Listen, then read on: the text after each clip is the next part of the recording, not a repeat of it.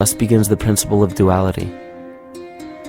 We see this duality in ancient myths and philosophies, yet only those philosophies and scriptures that were perverted and raped of the original meaning gave the impression that one polarity was good while the other was evil. The original sages, adepts, and shamans taught that both are necessary, and one would not exist without the other. These two important principles come together to form all things in the universe. This is Kaimātika. Even language, logos, the communication of any and all things in nature, depends upon this principle. Pete Peterson, in his works Cymatics, the Science of the Future, stated that nature shows examples of Kaimātika in everything. This phenomena is found to be one of the prime forces that moves biological evolution along its path. Dan Winter reproduced an experiment to prove that the ancient languages of Hebrew and Sanskrit, when spoken, create a vibratory frequency that moved matter into sacred geometrical patterns. Upon further investigation, Hebrew, Sanskrit, Aramaic, Arabic, and other elder dialects have older roots in a parent language of Gaelic and quite possibly an even earlier origin. In Swami Murugesu's The Science of Mantra, he claimed that when a person chanted specific words in Sanskrit while filming a burning candle, the intensity as well as the color of the flame would change due to the frequency that the word would emit. This same science has been shown to lower and raise blood pressure. And in his own words, certain sounds can affect their circulation and nervous system. Whatever change such vibrations cause extends to the mind of a person and also to the surrounding atmosphere, causing warmth or coolness. All this can be known by study and shown by practice. This rediscovered knowledge of the science of sound shows that sound is something more than mere vibratory signals. Not only does sound interact with life, but it sustains and develops it.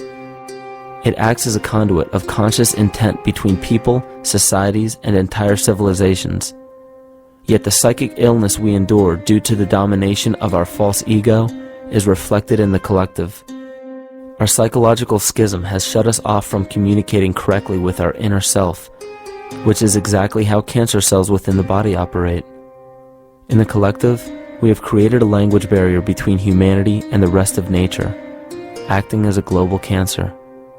Recorded in history, the efficacy of the ancient languages has been severely uprooted. The alphanumeric translation from Hebrew to English shows a complete reversal of the two languages, giving the cymatic effect unnatural results. Dr. Leonard Horowitz stated in his work on DNA, 1/3 of the sensory motor cortex of the brain is devoted to the tongue, oral cavity, the lips, and speech. In other words, oral frequency emissions spoken or sung exert powerful control over life, vibrating genes that influence total well-being and even evolution of the species. A degradation of language in this case is shown to affect biology. If something as basic and important as language can be degraded and devalued to such a degree, yet never questioned, what else might we be missing? Think of an aspect of your life that dictates the limits of your freedom. Government and law enforcement, insurance and pharmaceutical companies, taxes, building permits, driver's licenses, and more.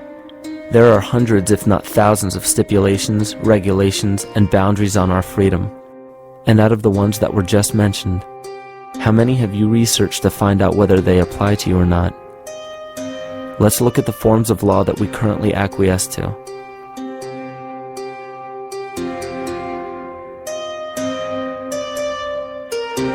A common misconception among people is that any rule or regulation that governs them falls under one category: law.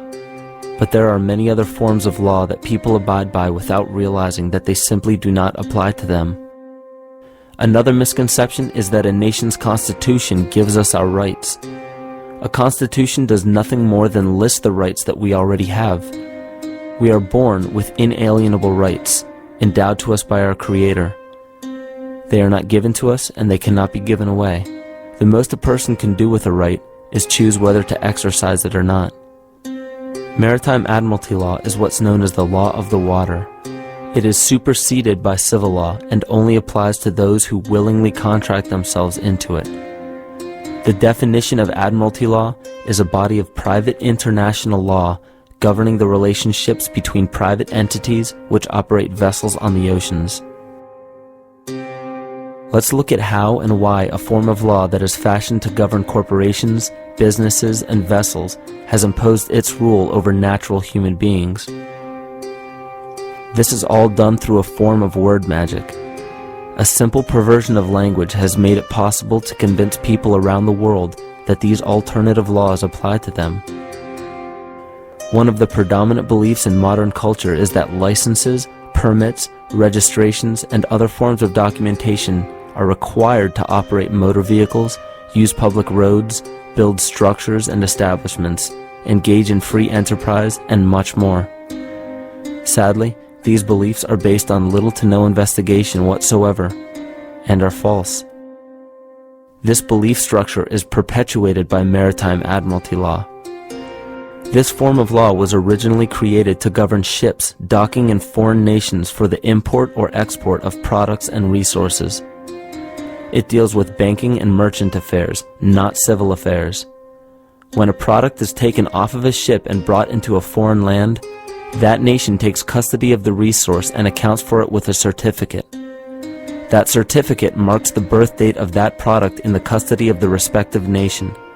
Think of why it is supposedly required to have a certificate of live birth in the first place. The Barron's Dictionary of Banking Terms defines a certificate as a paper establishing an ownership claim. So right there, we notice that everyone with a birth certificate is defined as being owned. People are used as collateral with other nations because the U.S. is bankrupt. The United States declared bankruptcy on March 9th of 1933. At this point, the U.S. began taking out loans from a private, non-government affiliated corporation called the Federal Reserve. With no money to pay back the loans, the United States began using the citizens as collateral. All birth and marriage certificates are literally warehouse receipts. Just look at the similarities of warehouse receipts and birth certificates. Both document the date of issue,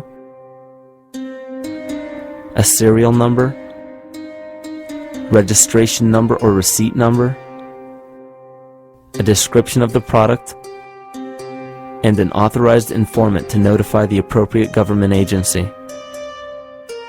With all of this information being readily available, the majority of people are unaware of their involvement with maritime admiralty law. This is possible through the manipulation of language. This admiralty law changed the meaning of the word person from a natural living person to a corporation. Driver's licenses, vehicle registrations, auto insurance forms, building permits, gun permits, work permits, tax filing documents, birth and death certificates, traffic citations, and many other forms of documentation that were once believed to be absolutely necessary only apply to persons or corporations. Upon signing such a legal document, you are indirectly waiving your rights under the Constitution and lowering your status to that of a corporation that is created with the same exact name as you. The only way to reconcile your true name from the name of the corporation is to take notice that the corporation has its name in all capital letters. This is known as capitis diminutia maxima. You may take notice that your driver's license, birth certificate, social security card, insurance cards, and more use all capital letters to legally represent the corporation with your name, not you. The corporation is known as an artificial person, whereas you, the human being, are known as a natural person. This deception goes even deeper when it comes to the courts that we attend. When showing up to court, you will notice that there are seats for witnesses behind a wooden fence or barrier. The defendant must cross through the entrance to the other side of the barrier where the plaintiff and judge sit. This act symbolizes the boarding of a ship. At this time, business can be conducted in maritime admiralty law. The judge, acting as captain or banker, is responsible for settling the balance between the two sides. This is why there is always a monetary value involved in any court case. The captain is simply dealing with banking and merchant disputes. Once the balance is paid, the case is closed.